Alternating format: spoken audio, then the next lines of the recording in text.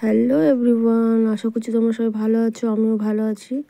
দেখো, আমার সমস্ত কাজ এখনও বাসি কাজ পড়ে আছে, কিছুই হয়নি। তো মেয়ে এখন স্কুলে চলে গেল। এখন দেখো বাসি বিছানা সব পড়ে আছে, কিছু গোছানো হয়নি এখনও পর্যন্ত।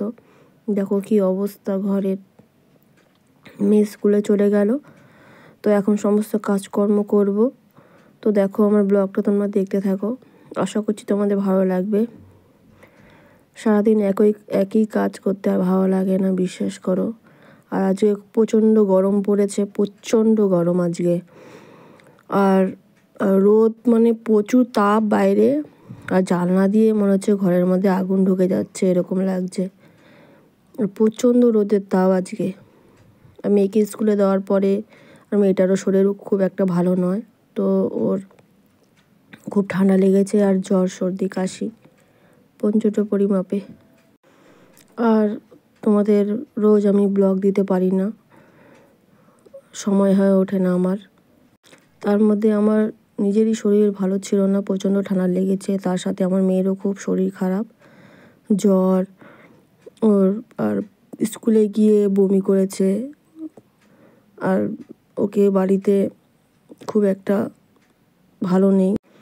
ভাবছি মেয়েটাকে একটু ডাক্তার দেখাবো, কিন্তু বাড়িতে ওষুধপত্র সবই আছে। ওর বাবা বলছে ও ওষুধপত্র তো সবই আছে, কি ডাক্তার দেখাবে মেয়েটাকে। অ্যাকচুয়ালি তা নয়, যেন মেয়েটা সকালে করে পড়তে চায়, তো ওর অভ্যেস নেই। ইচ্ছে না থাকাকালীন ওকে জোর করে পড়তে পাঠানো হয়। 7:30টার সময় উঠেও পড়তে যায়, জোর করে পাঠানো হয়। ও যেতে চায় না। ছোট বাচ্চা, 3.5 বছর বয়স আমার মেয়ের।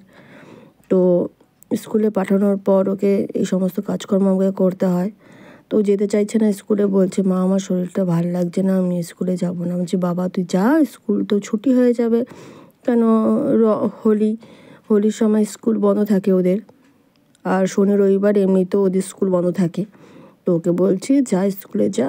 তো স্কুল তো 3 দিন আবার বন্ধ থাকবে স্কুলে, তখন আর যেতে হবে না। বলছে মা ঠিক আছে।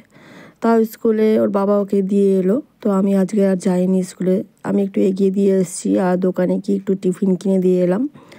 তো সমস্ত করে নিয়ে সকালে, আর এখন বাসি কাজ করছি সমস্ত। দেখো তোমরা ব্লগটা, আশা করছি তোমাদের ভালো লাগবে। আর আমি কন্টিনিউ ব্লগ দিতে পারি না, এর জন্য আমি খুব দুঃখিত। আর তোমাদের ব্লগটা ভালো লাগলে প্লিজ কমেন্ট করে জানিও কেমন রকম তোমরা ব্লগ দেখতে চাও।